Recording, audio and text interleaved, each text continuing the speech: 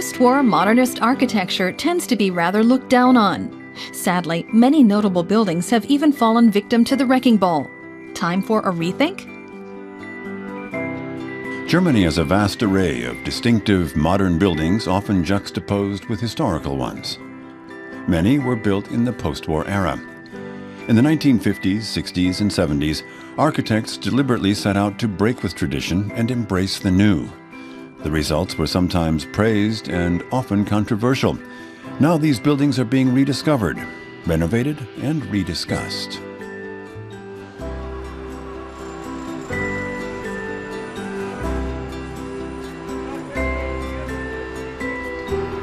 A new book about the architecture of post-war modernism is playing its part.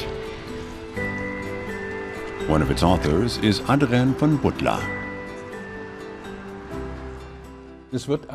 You hear sweeping statements that these buildings are ugly, but that's just prejudiced. Regula Lüscher helps make construction policy for the city of Berlin. To me, of course, it's part of my childhood. I grew up in a post-war modernist estate myself, so for me, it's a little bit of home.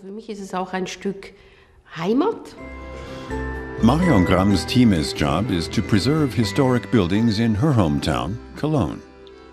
Cologne's post-war buildings in particular have a special significance because the city had been practically destroyed.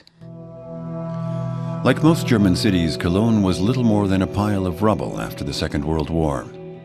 That included the Opera House. A new one was built in the 1950s, a modern, up-to-date building without historicist references. It was intended to signal that things were looking up. Everything was in ruins all around. But here we had this opera house and we had the arts again.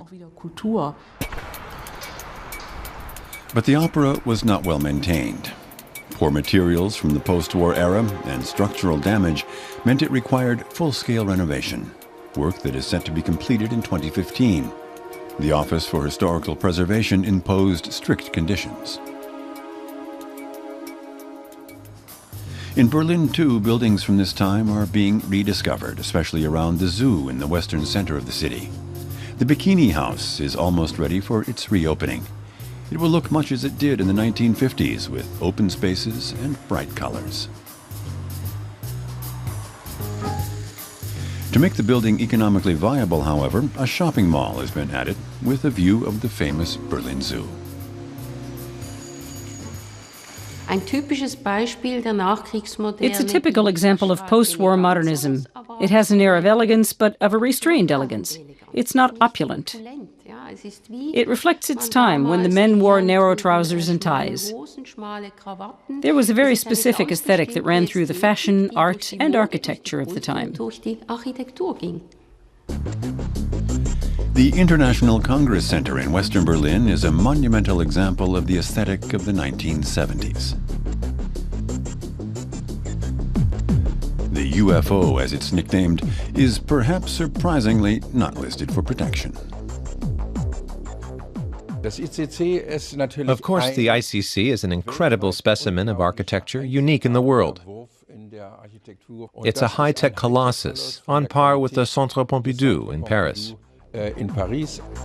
Contaminated with asbestos and no longer running a profit, this UFO is an object with an unknown future. Just as uncertain is the fate of the high-rise known as the House of Traveling on Alexanderplatz in the center of eastern Berlin. Though it's in good condition, it's slated for demolition. This master plan, released in 1993, foresees new high-rises replacing the East German modernist buildings. At the time the competition was on and this master plan was drawn up, the prevailing sentiment in the city was, make a clean slate. But that's changed in the meantime, and I think it's a good thing it's changed. Sentiments and times change, but quality remains quality. It only needs to be acknowledged. The House of the Teacher on Alexanderplatz and adjacent Congress Hall were both lovingly renovated. They could stand as an example for all of Germany.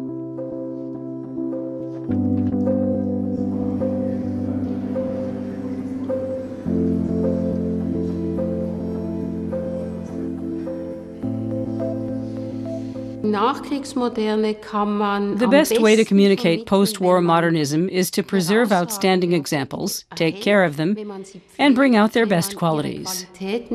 I think everything should be treated equally. Everything's of equal value, even the periods to come. Every period has its own legacy. In my view, it's a matter of keeping the various layers of the city legible and integrating them into the city's history, and not just obliterating them. Germany's post-war modernist architecture, dogged by criticism from the start and by neglect to the present day. But it's time to open our eyes to this legacy and recognize its value in defining the identity of German cities.